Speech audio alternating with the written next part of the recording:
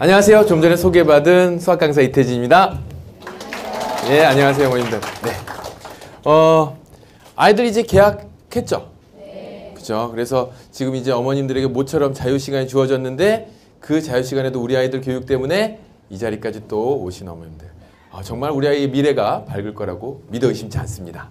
2009년에 개정안이 이야기가 나오면서 그것이 이제 언제서부터 바뀌나 봤더니 2013학년도에 13년에 그러니까 초등학교 1, 2학년, 그다음에 중학교 1학년 이렇게 해서 교과 과정이 이제 해마다 2014년, 그다음에 15년, 16년까지 해서 전체적으로 개정이 된답니다. 그 전반적인 내용과 더불어서 특히나 혹시 자녀가 초등학교 1, 2학년인 어머님 계십니까? 손 한번 들어볼까요? 네. 그다음에 2학년 이상. 2학년 이상. 굉장히 다 2학년 이상. 2016년도 안에 고등학생 학령으로 다들 그 자녀분이 계시다면 전부 다 이 바뀌는 개정에 영향을 받게 될 겁니다. 그래서 순차적으로 바뀌게 될 때 혹시 그 아이가 중학생인 학생 있나요? 중학교 1학년 되는 학생? 꽤 많으시네요. 정말이세요? 굉장히 여기 혹시 지역이 그 서울 전체적으로 퍼져 있는 지역에서 골고루 다 오신 거죠? 그죠? 혹시 지방에서 오신 분 어머니 계세요? 네, 지방에는 없고요. 자, 이게 보니까 이게 믿기지 않을 정도로 이모님이 오시거나 그런 건 아니죠. 누나가 왔다거나 뭐 언니가 왔다거나 그런 건 네, 더 이상 아부하지 않겠습니다. 이제 바로 들어가겠습니다. 제가 이제 뭐 마이크 리드선이 조금 짧은 관계로 여기에서 조금 서서 왔다 갔다 할 텐데 기회가 되면 마이크 잠깐 끄고 어머니한테도 또 갔다 왔다 여쭤보고 막 이럴게요. 네. 교육과정 개정이란 그래서 나오게 되는데 이제 과거에 우리가 교육과정이 6차에서 7차로 한번 확 뒤바뀐 적이 있었어요. 완전히 그 밑에서부터 들어서 엎어버렸죠. 그래서 새롭게 교육과정을 만들고 그렇게 해서 만들었었던 교육과정이 7차 교육과정이 나왔고 2007년에 이제 그 개정을 7차 개정했었던 것을 다시 한번 더 일부 부분 손을 봤어요. 그리고 나서 2009년에 개정교육과정 이렇게 나오는데 우리가 이제 인터넷에서 교육과정이 바뀐다라고 하니까 그 바뀌는 내용을 찾다 보면 8차니, 9차니 막 이런 얘기가 나오는데 그거는 다 틀린 말이 되는 것이고 7차 바뀐 내용에서 일부 부분을 수정 보완해 나가도록 그렇게 이제 앞으로 이걸 한꺼번에 뒤바꾸게 되면 교육 정책 자체에서 너무 흔들림이 크기 때문에 그 일부 부분을 수정해 나간다는 거. 그렇게 해서 수학 교과 과정이 바뀌는구나 또는 다른 교과 과정이 바뀌는구나 라는 정도로 어머님들께서 이해하시면 되겠고요. 그래서 2009년 개정교육과정에서 등장한 이야기 중에 가장 큰 이슈가 되는 것은 통합과 스토리텔링이라고 이야기하는 겁니다. 스토리텔링에 대해서 잠시 뒤에 최정화 선생님께서 좀 더 자세한 내용을 설명해 주실 거고요. 제가 이제 통합 부분에 대해서 이제 말씀을 드리면 이런 얘기들이 저도 이제 사교육 부분에 몸을 담고 있지만 사교육, 학원, 과외 이런 데서 아주 주된 주제로 잘 사용할 수 있는 얘기예요. 그래서 어쩌면 제 목에다 칼을 들이대는 얘기가 될 수도 있으나 오늘 저는 어머님들께 진실만을 말씀드릴 것을 선언하면서 이야기 드릴게요. 진짜요. 자, 어떤 특징이 있는지 첫 번째서부터 살펴보면요. 이런 특징이 있답니다. 첫 번째, 학습 내용이 줄어듭니다. 우리 아이들 좋아하겠죠. 수학 교과 과정만 살펴보더라도 전체적으로 20% 정도가 경감이 돼요. 그래서 그 줄어드는 내용에 대해서는 교과부에서 제시한 PPT도 있고 교과부에서 이제 이렇게 바뀐다라고 하는 내용의 동영상도 제작해서 밖으로 유포시키고 그것도 모자라서 어머님들이나 학생들이 제대로 이해하라고 전국을 돌면서 교사 및 그다음에 학부모님들께 바뀌는 내용에 대해서 이런 식으로 강연도 진행을 해오고 지금도 하고 있죠. 그런데 아직까지도 불안한 것은 우리 어머님들 바뀌기 때문에 아이들이 이제 초등학교 1학년에 막 들어가니까 이 바뀌는 내용이 도대체 어떻게 바뀌는지 안다면 쉽게 아이들을 지도하거나 내 마음에 좀 평온함을 가질 수 있지 않을까 해서 오늘 이 자리에 계신 것이라고 생각합니다. 그래서 일단은 걱정하시지 않아도 되는 것은 학습 부담은 줄어듭니다. 예를 들어서 수학 같은 경우 복잡한 계산이나 불필요한 심화 과정 같은 경우는 싹 제거시켜 버렸어요. 아니면 위로 올려버렸습니다. 예로 들자면 방정식 같은 부분 초등학교 6학년에 있었던 거 중학교 1학년으로 올려버렸고요. 그 다음에 사각형의 포함관계 같은 것들은 네, 이거는 아예 빼버리고 중학교 2학년 2학기 과정에서 배우게 되는 사각형 포함관계 그때 가서 배우라고 초등과정에서는 빼버렸습니다. 그러니까 처음에 보기에 조금 이해하기 힘든 내용들은 빼고 삭제시키고 위로 올리고 다 이렇게 했어요. 그러니까 공부를 할 때 아이들의 부담은 상대적으로 많이 줄어들겠죠. 그래서 좀 다행이다 싶은데 그 다음 내용을 보게 되면 자 여기에 나와 있는 것처럼 경우의 수, 확률, 할푼리, 또 방정식, 연비 등 내용 삭제한 거, 직사각형 포함관계 이런 거 삭제한 거 예가 나와 있고요. 자, 두 번째는 통합 과목이 등장한답니다. 이 부분이 이제 오늘 좀 주되게 말씀을 드릴 부분인데 교과서가 이렇게 바뀌어요. 초등학교 1학년이 요번에 되는 학생이 첫 아이라면 어머님께서는 조금 뭐 별 걱정 없이 뭐 이렇게 교과서가 새롭게 바뀌는 걸 갖고 배우나 보다 할 텐데 아이가 초등학교 2, 3학년 이상이 되고 그 다음에 둘째 아이가 이제 막 초등학교 1학년 들어가는데 야 이거 네 누나랑 배웠던 게 너랑 다른데? 라고 걱정이 되시는 부모님들 학교 봄, 여름, 가을, 겨울 가족, 이웃, 우리나라 이렇게 해서 바뀌는 것은 바른 생활, 슬기로운 생활, 즐거운 생활의 이 세 과목이 쫙 뭉쳐서 다음과 같은 주제별 학습을 할 수 있도록 한 권씩 한 권씩 통합이 된다 그 얘기입니다.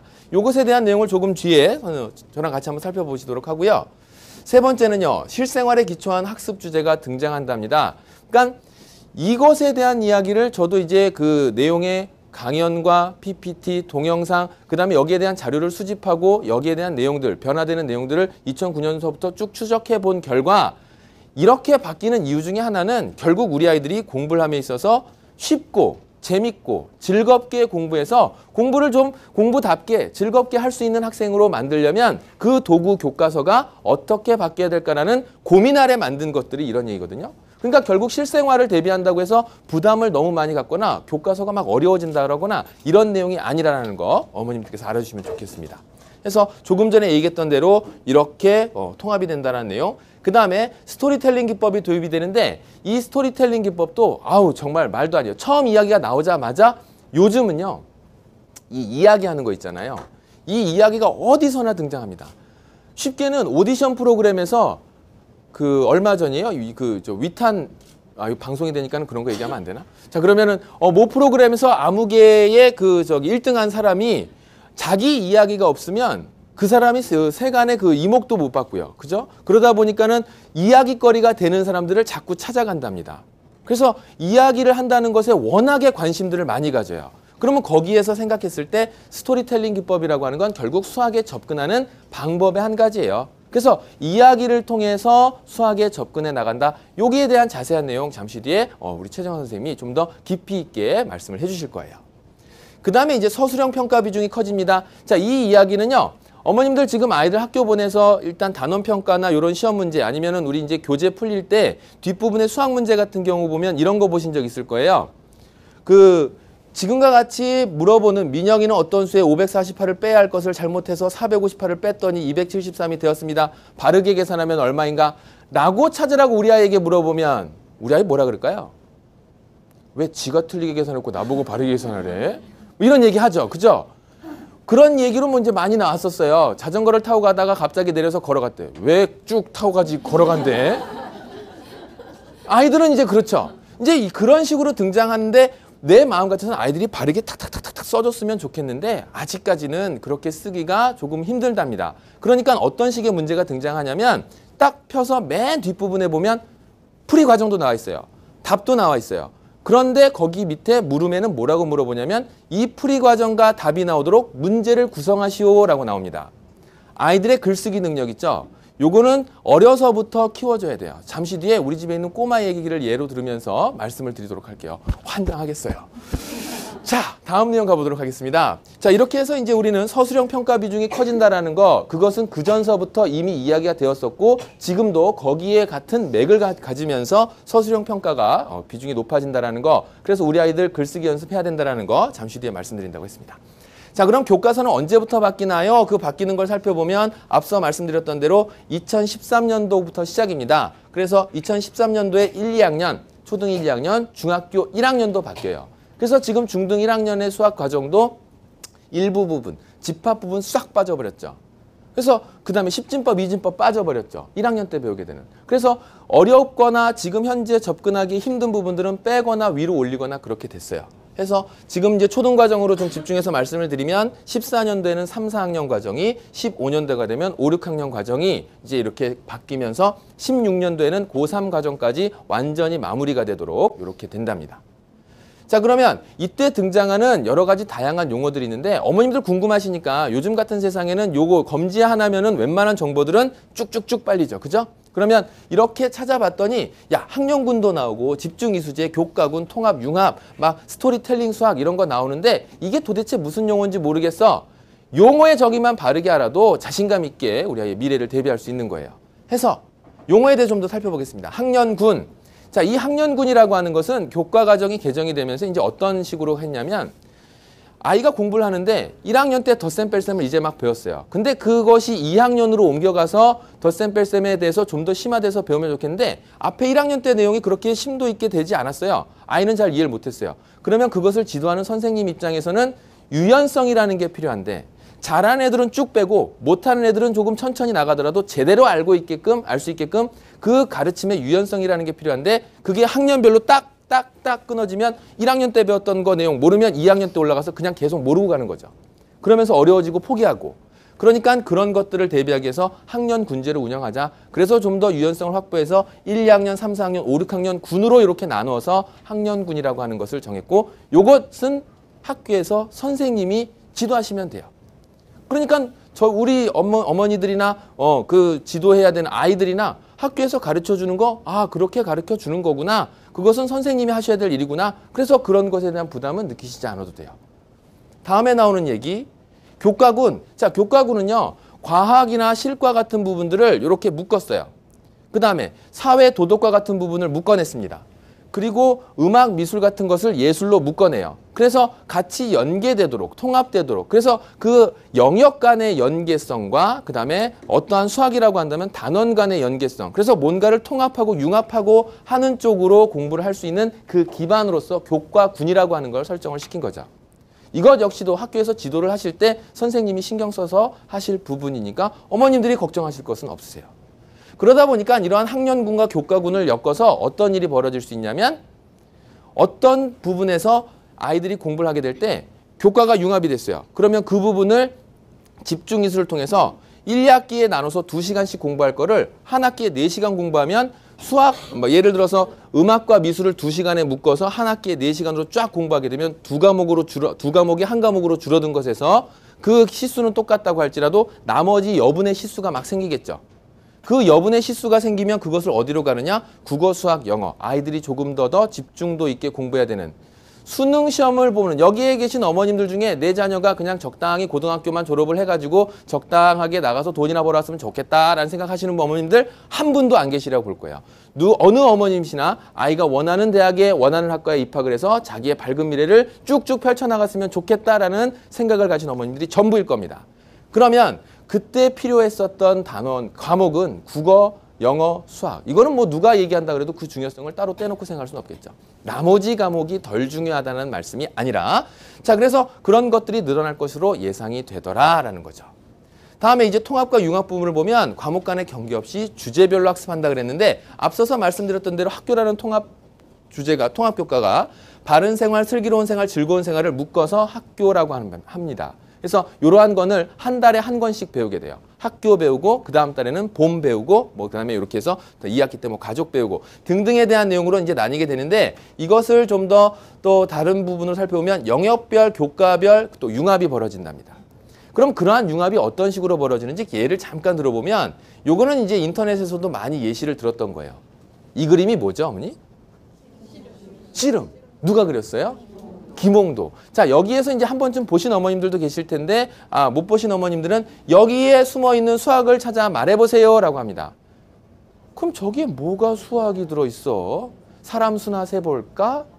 뭐 할까? 자, 여기에서 이제 찾아서 이야기 알아보는데 처음에는 이렇게 생각할 수는 없어요. 근데 이걸 반으로 이렇게 절반씩 나눠봤습니다. 4등분을 해놓고 살펴보니까 어떤 일이 벌어지냐면 대각선으로 있는 사람 수들의 합이 12로서 똑같은 수가 나오더라. 자, 요거를 낮춰서 본다면 이게 사람 수가요. 어느 한쪽으로 쫙 몰려 있다고 생각을 해보세요. 아니면 가운데 많이 몰려 있다거나 한쪽으로 치우쳐 있다거나 그러면 그림 전체의 구도가 어떨 것이다라는 거 조금 불안정해 보인다라는 거 알 수 있어요. 황금률이라고 하는 얘기를 파르테논 신전이라고 하는 어려운 얘기를 갖다 붙여놓으면서 외국에서 신전이라고 그 해놓은 것이 황금률이란다. 황금률이니까 황금이니까 금값 오르니까 좋은가 보다. 뭐 이렇게 해서 끝내는 게 아니라 말 그대로 안정적으로 확인할 수 있는 거. 우리 명암도 볼 수 있고요. A4지 활용하고 있는 그 종이를 보면서 확인할 수도 있고요.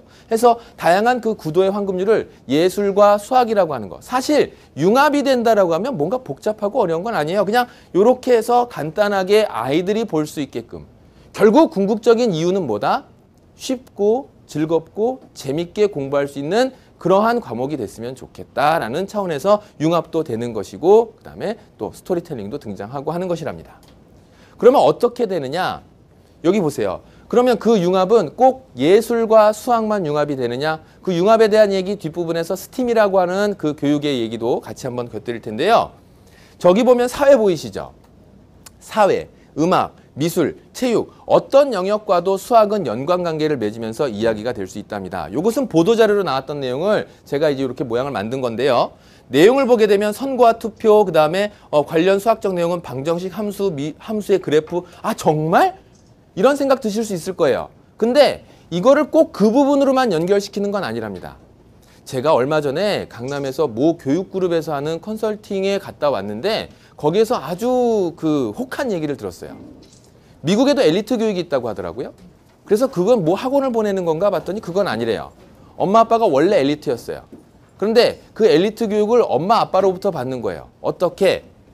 말 그대로 조금 얼마 전에 우리가 이제 대선이 끝났죠. 그죠? 그래서 새로운 대통령이 나왔는데 선거와 투표 이 부분을 보는데 아빠랑 아들이 TV를 보고 있었어요. 아무개 후보가 어떤 정책을 내세웠습니다. 아빠, 저 사람은 맨날 저런 정책을 얘기하는데 사람들은 저 정책이 안 좋다고 얘기해. 왜 저런 정책은 안 좋은 거야? 그러면 아빠는 그것에 대해서 아빠의 생각은 이러이러한데 그 정책의 단점은 이런 것 때문에 사람들이 뭐라고 할 거야. 근데 아빠는 왜 다른 후보를 더 지지해?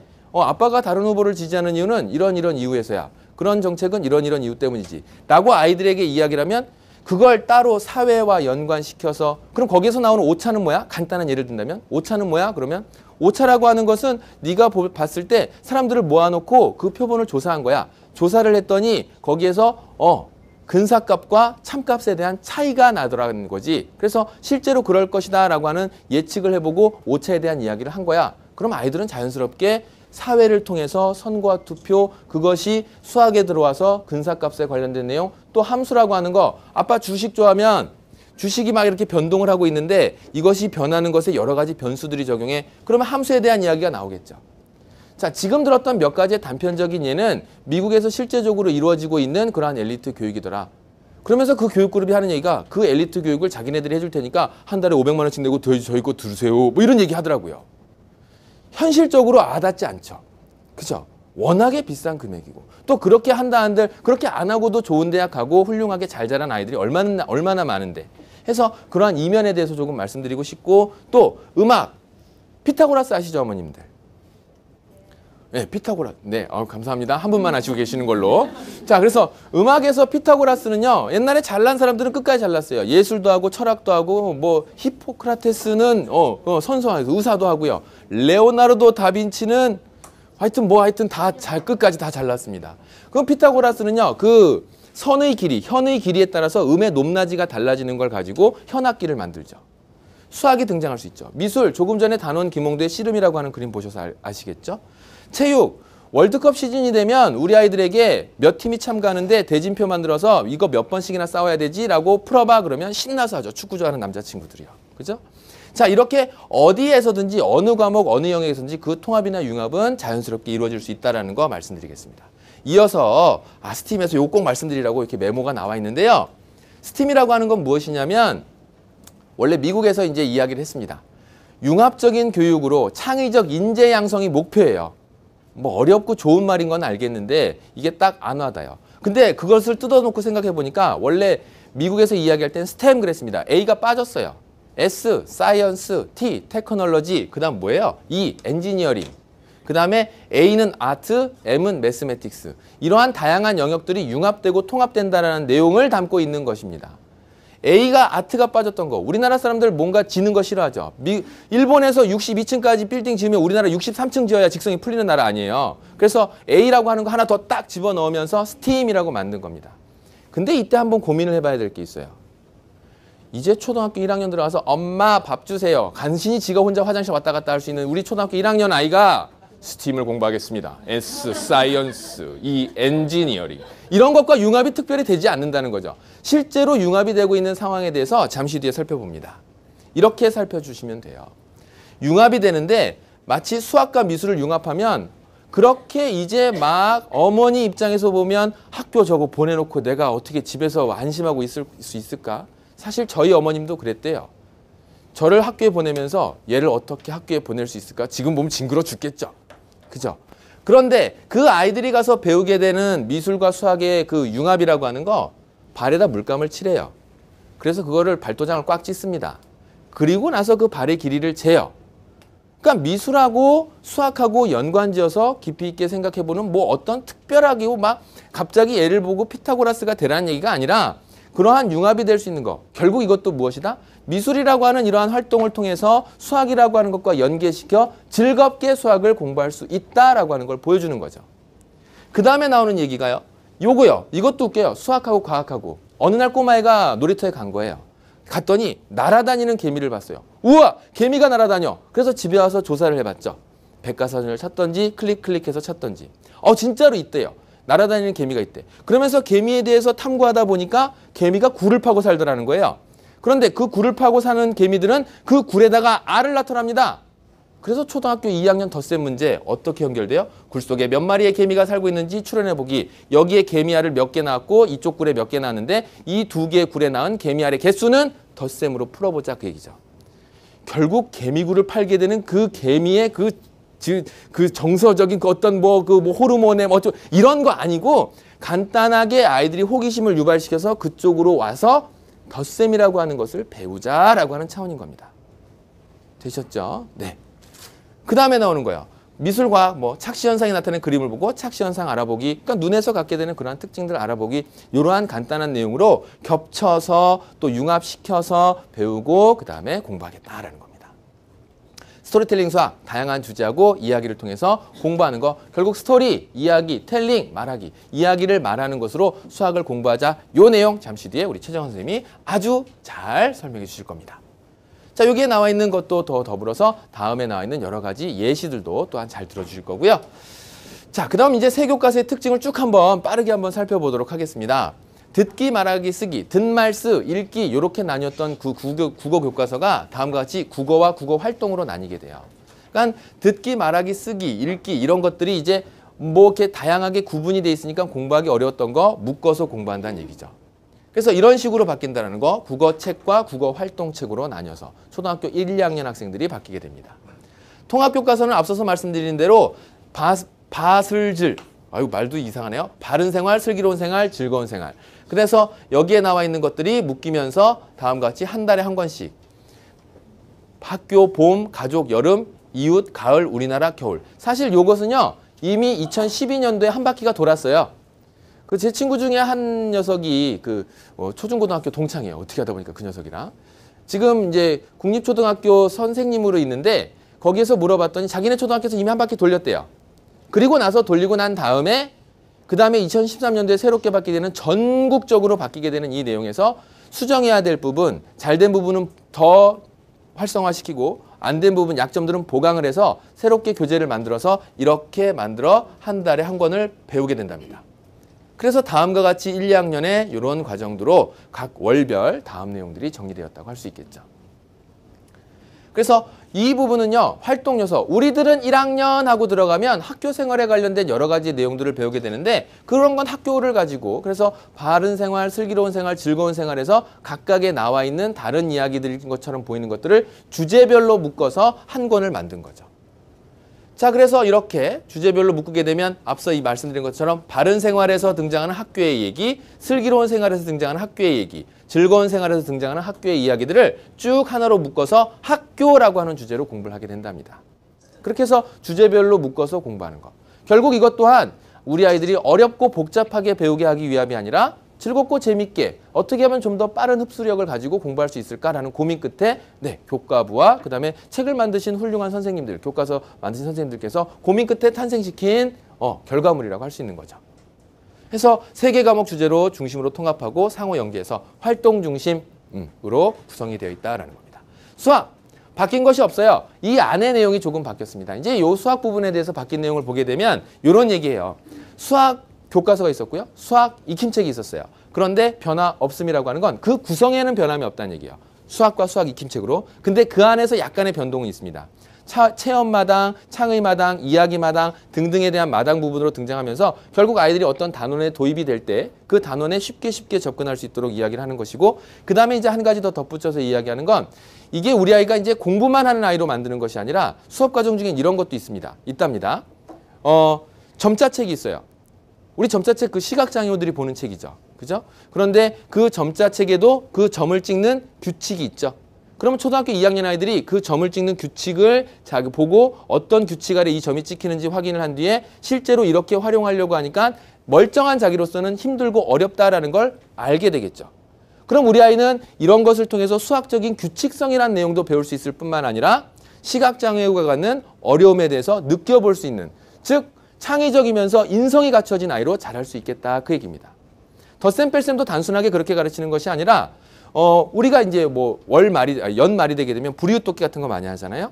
그래서 불이웃돕기 때 자기가 성금을 낸 것들은 얼마를 냈는지 그것을 더해보면서 성금 낸 금액을 합산해보고 그래서 덧셈도 공부하고 불이웃돕기라고 하는 주제에 대해서 도덕적 인성도 함양할 수 있게 되고 이렇게 다양하게 공부할 수 있게끔 통합을 하겠다라는 거죠.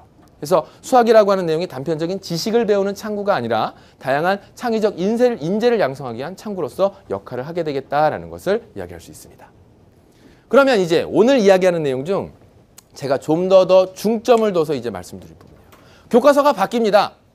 교과서가 바뀌는데 우리 아이들 공부 쉽고 즐겁고 재밌게 하라고 바뀌는 거예요.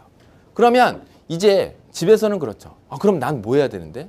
우리 아이를 위해서 나는 어떤 걸 해야 되지? 해서 제가 알고 있는 몇 가지의 내용 중 그중에서 중점적으로 말씀드릴 부분을 말씀드리겠습니다. 첫 번째, 앞서서 보았다시피 다양한 부분에서 융합이 되고 통합이 되는 것을 살펴볼 수 있어요. 실제로 이야기를 통해서 수학에 접근하면 재밌게 갈 수는 있는데 그 이야기를 바탕으로 해서 문제를 풀어보라 그러면 아이들은 체감되는 난이도가 훅 올라간답니다. 왜냐하면 그것에 대한 배경 지식이 없으면 훅 올라가요.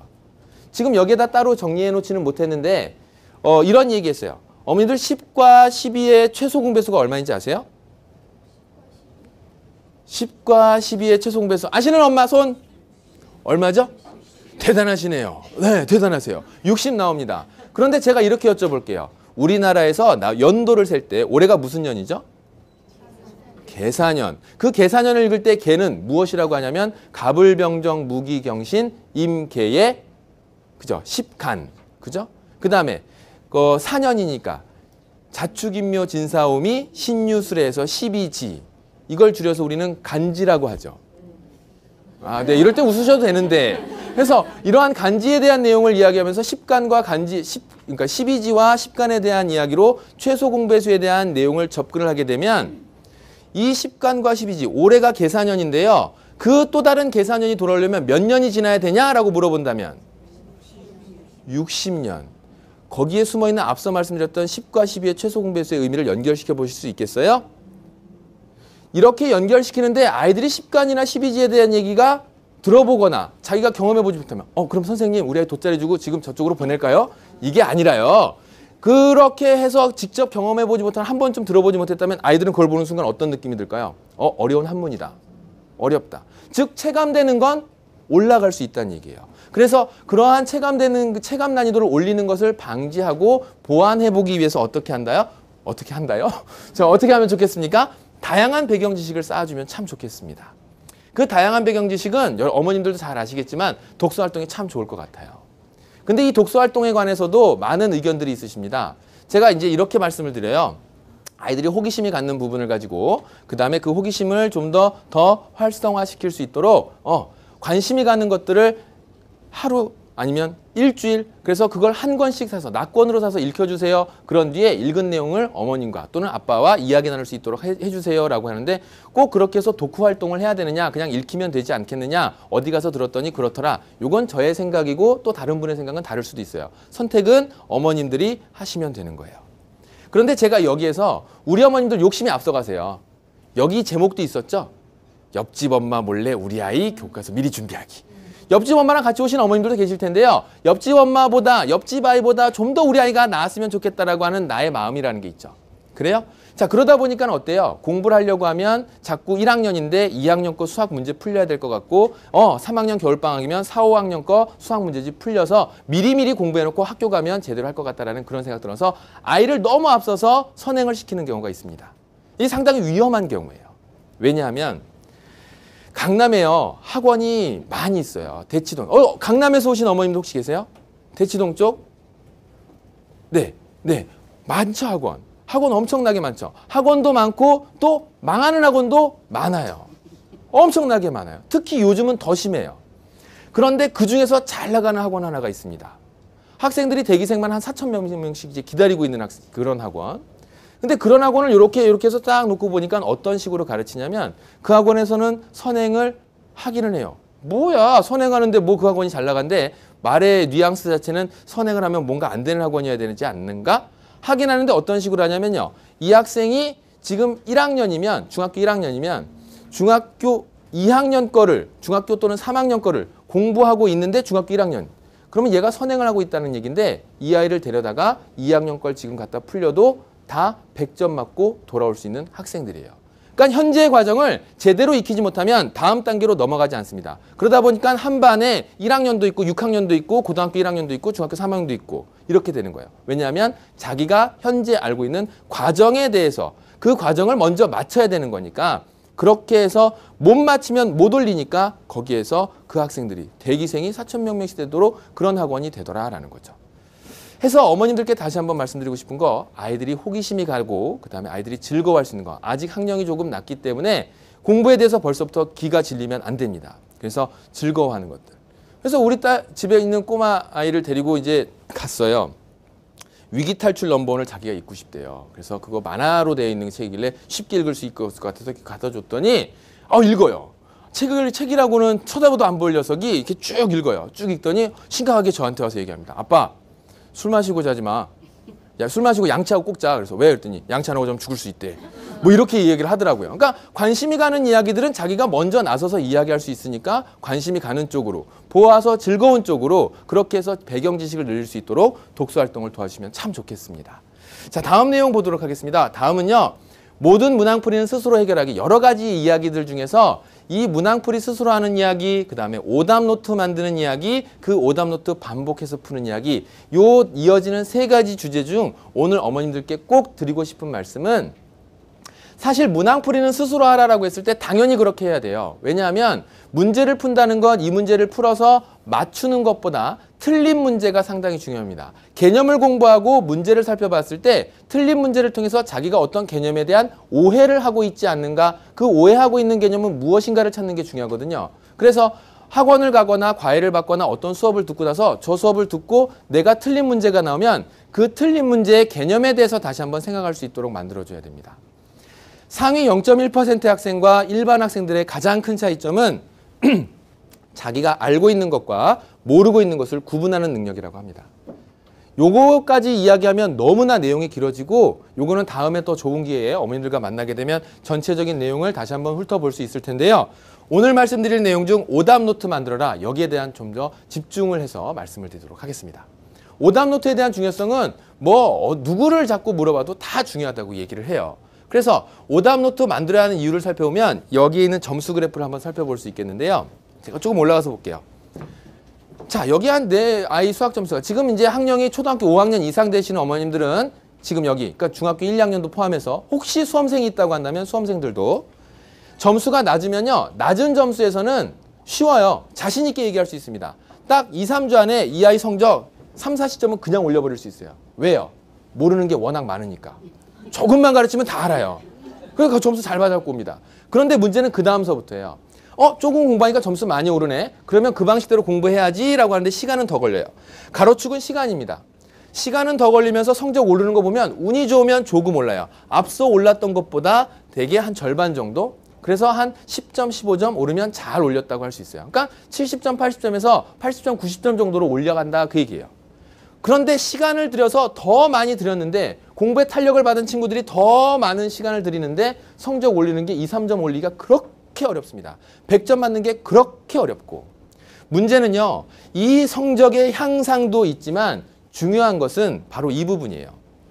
기간. 대부분 이 기간에서 좀 더 돋보기를 가지고 세부적으로 살펴보면 등락을 거듭합니다. 작게. 등락을 거듭하다가 지치죠. 힘들어요. 공부를 한다고 열심히 하는데 성적이 도대체가 안 올라요. 그러니까 나 이거 뭐 아닌가 보다. 그리고 나서 포기를 하거나 끝까지 물고 늘어지거나 그러니까 잘하면 유지하는 거고 대부분의 경우 여기서 성적의 그 하락을 맛보게 된답니다.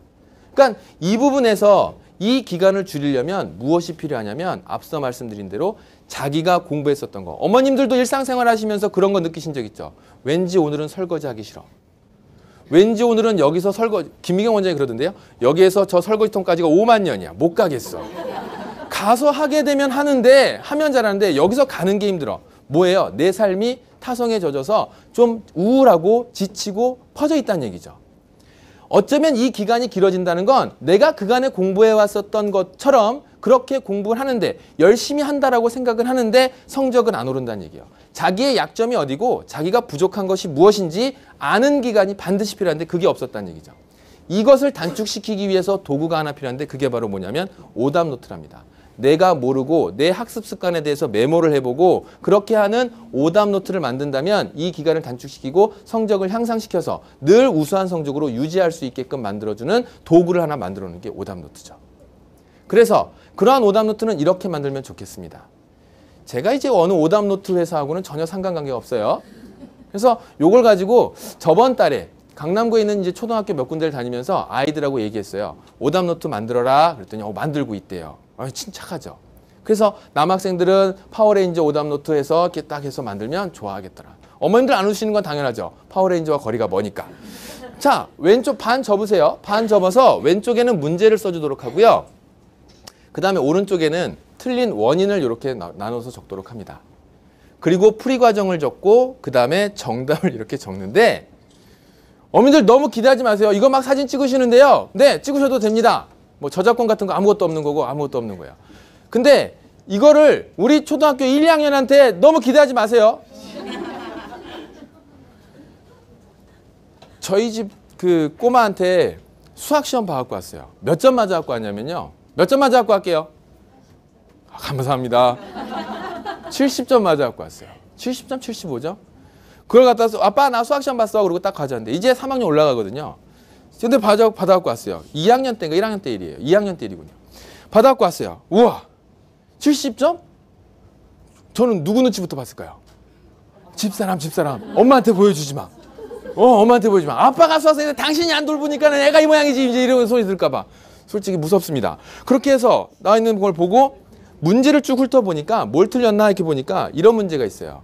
가 그림에는 사과가 3개가 있고요. 나 그림에는 사과가 9개 있었어요. 나 그림은 가 그림보다 몇 배만큼 사과가 더 많냐라고 해서 네모 배 이렇게 써 있었습니다. 우리 딸이 뭐라고 써갖고 왔을까요? 2라고 써갖고 왔어요. 예? 6개 많다? 그렇게 썼으면 좀 기특하죠. 뺄셈을 했으니까. 근데 2라고 써갖고 왔어요.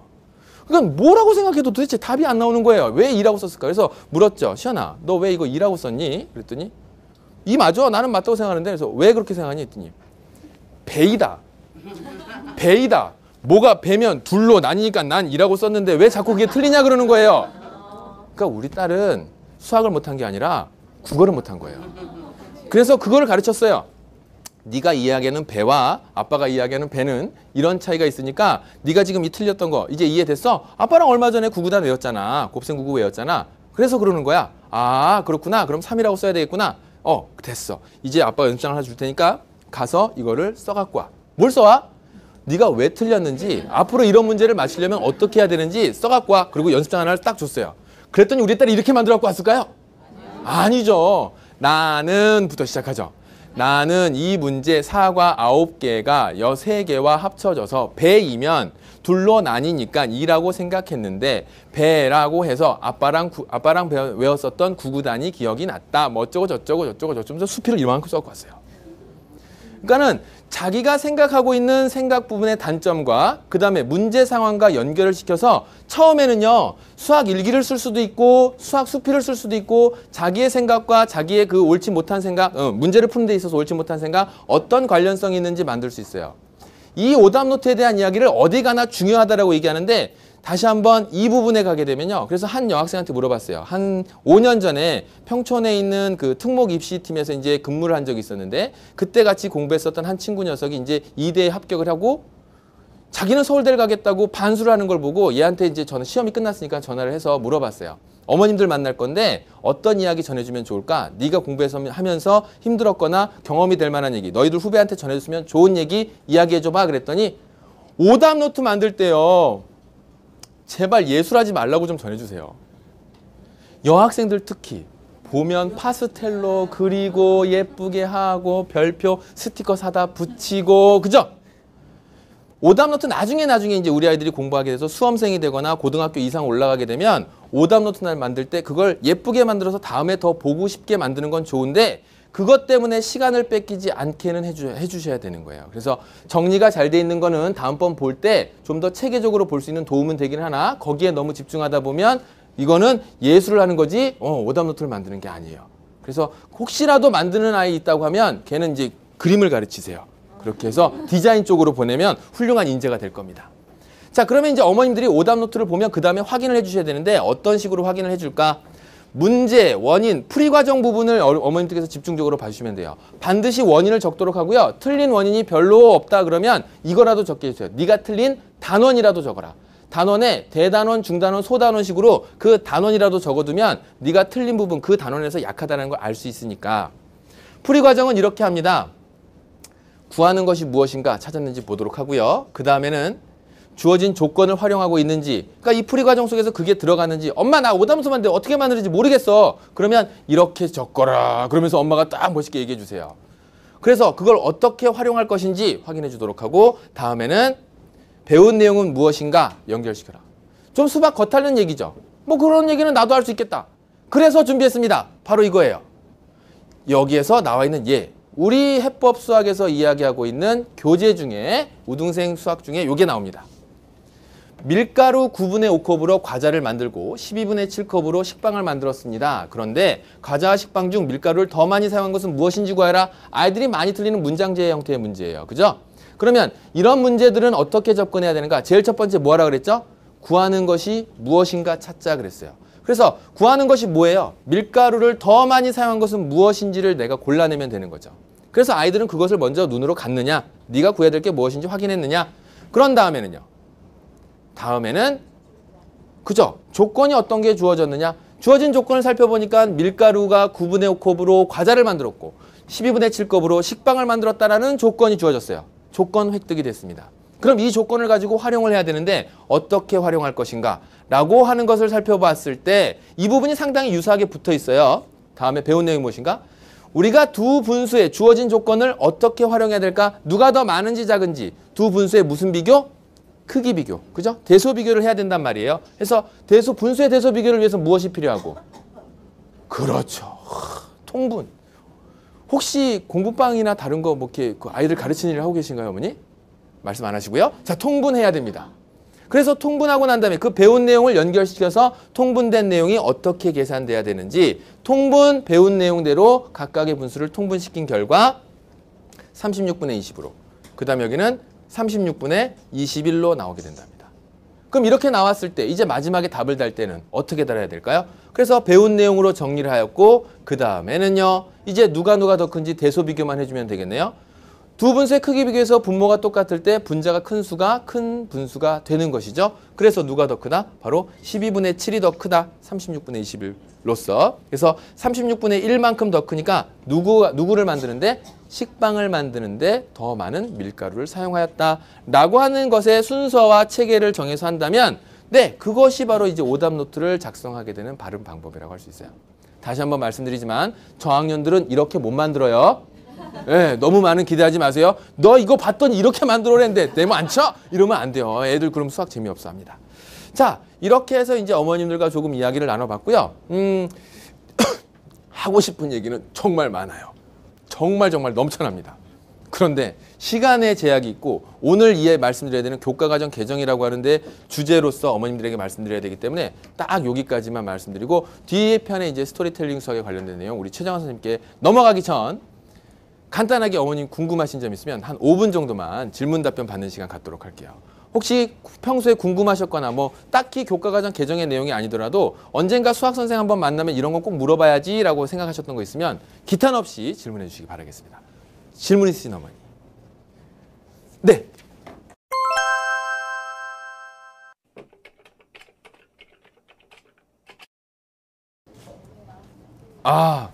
수학학원을 보내야 하는가? 아이들은 학교에 가서 시험 성적은 잘 받아갖고 오는데 아이들이 이제 중학교 학년이 더 높아지면서 수학학원을 보내서 미리미리 대비해야 되는 거 아닌가? 대부분 어머님들이 걱정하시고 있는 부분 중에 하나일 거라고 생각합니다.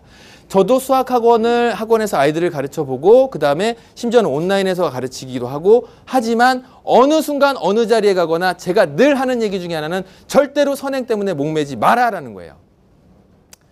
이 이야기를 하게 되면 또 이야기 안 할 수가 없는데 이 대통령 당선자분께서 법으로 금지시켰다 그랬습니다. 아주 내가 이 선행을 하는 학교장 선생님을 그냥 어떤 식으로든 내가 그냥 그 불이익을 줘서 절대로 선행시키지 않겠다. 근데 학원에서 이야기하는 건 원생들 모집이 상당히 중요한 부분이 있어요. 그러니까는 학원에 오게 되면 그 아이들을 가르쳐야 됩니다. 그리고 많은 아이들을 가르칠수록 원장님 수익은 올라가겠죠. 그러면 많은 아이들을 모집하기 위해서 이야기를 해요. 지금 중학교 1학년이면 고등학교 1학년 수학 떼야죠, 어머님. 무슨 소리 하고 있어요? 학원 보내세요. 그 이야기는 뭐냐면 학원에서 다른 것을 가르칠 게 없어요. 지금 그 아이가 배운 내용들 때문에, 이미 배웠던 내용들 때문에. 그러면 그 아이는 정말 바르게 알고 있느냐? 말씀하셨듯이 지역에 따라서 편차가 나긴 하지만 어떤 지역의 어머님들은 그럽니다. 아이들이 시험 보고 오는데 한 반에 100점이 10명씩 나온다. 우리 아이도 100점을 맞았다. 그런데 내 아이가 결국에는 전국구로 경쟁을 벌여야 되는데 그러한 경쟁에서 우리 아이의 성적이 정말 100점의 성적이냐 의심이 된다. 불안하니까 난 학원 보내겠다. 그죠? 그러면 그 아이가 학원에 가서 선행을 했건 심화를 했건 무엇을 했건 다시 그 학령의 과정으로 돌아와서 지금 4학년인데 4학년 올라가는 건가요? 네, 4학년을 올라가서 공부를 4학년 걸 미리 배워서 앉아있다라고 생각을 한번 해보죠. 그러면 배우고 나서 앉아있는 그 학생의 마음은 어떨까요? 아까도 말씀드렸지만 상위 0.1%의 학생과 일반 학생의 가장 큰 차이는 자기가 알고 있는 것과 모르는 것을 구분하는 능력이에요. 그런데 아직까지 선행이 된 상태에서 그 자리에 앉아있으면 저 선생님이 말씀하시는 걸 보고 자기는 알고 있다라고 생각을 해요. 문제는 거기에다 쉽게 나와요. 그러니까 이미 아이는 모르고 있어서 제대로 배워야 되는 상황임에도 불구하고 어디선가 들었고 어디선가 이야기를 했던 내용이어서 알고 있으니까 자기가 알고 있다는 내용으로 현재 배워야 될 중요한 순간을 놓치는 경우가 굉장히 많다는 얘기죠. 그러면서 4학년, 5학년 이게 참 웃겨요. 저도 5학년 때 앞서서 얘기해드렸던 최송배수, 최동약수 굉장히 약했어요. 그런데 요거는 그 단원만 지나가면 다음 단원은 그것과 연관관계가 없습니다. 그리고 나서 6학년 올라가서 별 신경 안 써요. 그런데 이게 어디에 가서 중학교 1학년 때 또 나와요. 그러면서 이거 너 못 알아들었던 내용인데? 그런데 거기서 잠깐만 눈 찔끔 감으면 또 넘어가요. 그리고 2학년, 3학년 보내요. 근데 고등학교 1학년 가면 또 나와요. 그러니까 점점 수학이 어때요? 힘들고 어려워지는 거예요. 그래서 지금 현재 배워야 되는 내용. 어머님이 정 힘들다면 학원 보내시는 거는 말리지 않겠습니다. 저도 보내보니까 알겠어요. 학원 보내놓으면 제 마음이 편해요. 그죠? 뭔가 네가 나랑 집에서 빈둥거리고 이렇게 해서 머리 꼬고 있는 것보다 학원에 가면 네가 억지로라도 뭔가를 하고 있겠지 라는 마음으로 부모는 안심을 할 수 있어요. 그래서 불안한 마음에 학원 보낼 마음 충분히 이해합니다. 그럼 보내세요. 대신에 늘리지 마세요. 늘리지 마시고 그 배운 내용, 그 내용을 제대로 배워가고 알고 있는지 학령 과정, 즉 해당하는 학교 과정에서 진행이 될 때 제대로 공부하고 있는지 한 번씩만 관심 갖고 눈여겨봐 주세요. 그냥 무작정 학원에 보냈으니까 거기서 알아서 하겠지라고 하는 건 굉장히 큰 위험한 이야기입니다. 어떻게 좀 도움이 되셨습니까? 한 가지만, 한 번만, 한 이야기만 더 받아볼까요? 또 질문 있으신 어머니. 네. 중1 과정이에요? 시험을 안 본다고요? 네네. 아, 네. 그분이 하신다고 했으면 그렇게 하실 겁니다. 시험을 안 본다고 하면 시험을 안 볼 거예요. 대신에 공부하는 내용에서 약간의 차이가 나겠죠. 문제는 그 아이의, 그러니까 우리가 특목고를 진학을 한다거나 뭘 한다거나 했을 때 비중이 있어요. 특목고에서 거기 학교의 그 내신 성적으로 비중을 두는 게 있는데 20, 30, 50을 두던가 아니면 1학년 때 시험을 보지 않는다면 이것은 내신 성적으로 매길 수 있는 부분이 없으니까 그 부분에 있어서는 뭐 이런 식으로도 얘기할 수 있겠죠. 너무 뭐 다 대통령 마음대로 다 그렇게 해버리는 거냐. 학교장 재량으로 살짝 넘겨서 갈 수도 있는 거고 그것들은 실제로 안 본다고 하면 진짜 안 볼 수는 있습니다. 안 볼 수는 있어요. 근데 그거는 이제 각 학교별로 어떤 차이를 두느냐 또 평가 요소를 무엇으로 갈 것이냐 이런 것들이 먼저 정해지겠죠. 됐나요? 그러면 또 이제 나중에 더 좋은 자리에 어머니들과 만나서 그 이야기를 더 자세하고 또 많은 얘기 나누도록 하고요. 이어서 이제 우리 스토리텔링 수학에 대해서 우리 최정화 선생님께서 좋은 말씀 많이 해주실 겁니다. 그래서 잠시 뒤에 스토리텔링 수학 최정화 선생님과 말씀 나누시고요. 저는 수학 강사 이태진이었습니다.